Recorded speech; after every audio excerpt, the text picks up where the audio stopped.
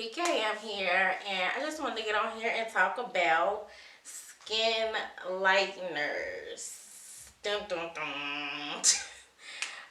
So obviously I'm a black girl, and obviously like it's a very controversial topic because they start talking about you want to be a white girl, you want to be light skinned, you want to be acceptable. It's not a secret that the world hates dark skinned women. Like that's like pretty like well known. You obviously won't experience that if you have not been dark skinned, but by and large everything associated with being lighter is much more preferred than being darker, from the hair all the way down to the toes. I've heard men say, I like pink feet. Like, who says that? Anyway, I don't want to talk about that sort of thing. What I want to talk about is what I get. I have melasma, I have eczema, and hyperpigmentation is a thing everybody deals with across the board. Whether you light skin, dark skin, white, Indian, Asian, whatever you are, like, everybody deals with a little bit of hyperpigmentation from time to time, some more than others. And I deal with it mostly from post-inflammatory things, but what I have is melasma and eczema. Like I've said in my previous videos, I got eczema around my eyes, my forehead.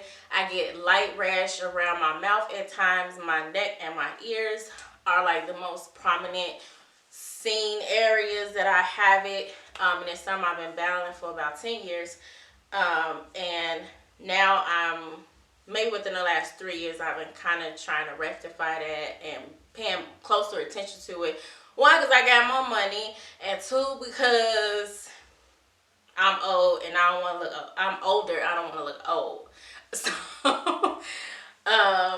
but what I have used in the past is Kojic Acid.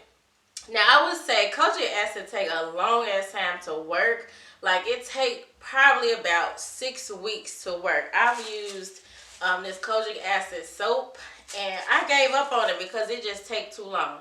I'm not even gonna lie, I gave up on it because it take too long. And also they was talking about like counterfeit soaps, and I think this one is a counterfeit version, because I was watching videos.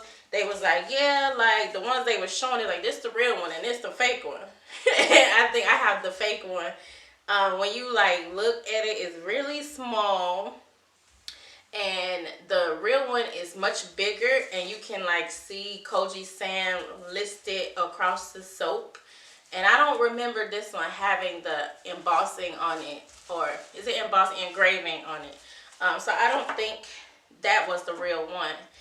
Also, it is so drying, and I already don't have super hydrated skin, so that didn't help me in any way.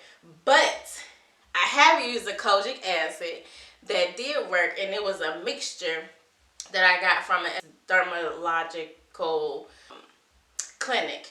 And it comes in like this little jar. I got it after a chemical peel, and maybe it don't count because you got it after a chemical peel, but I didn't really see very strong effects to the chemical peel until I started using this, when all that dead skin started sloughing off, and they gave me this.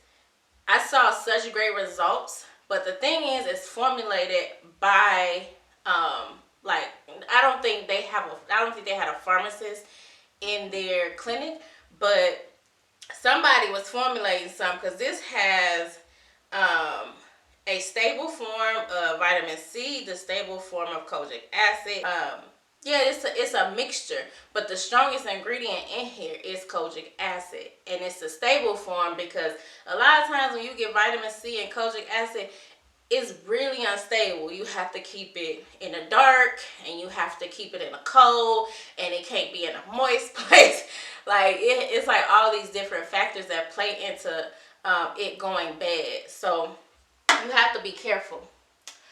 The next thing is Hydroquinone. Obviously, Hydroquinone is a well-known skin lightener. If you don't know, now you know.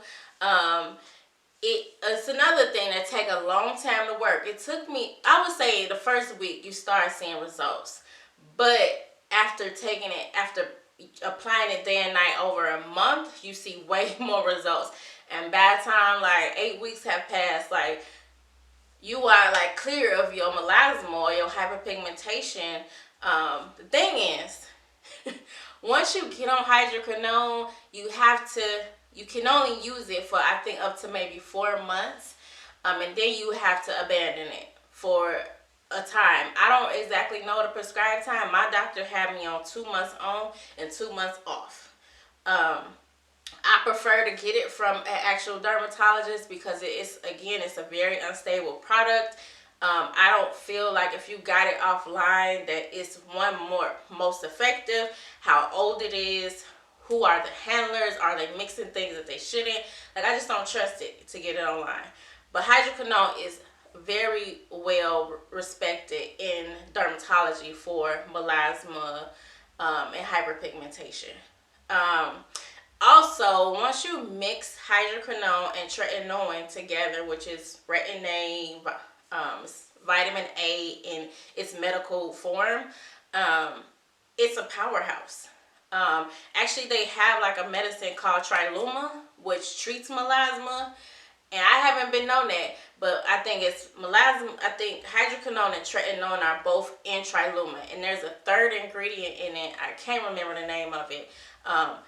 But a powerhouse for fading those dark spots on your face and on your body that you don't want anymore.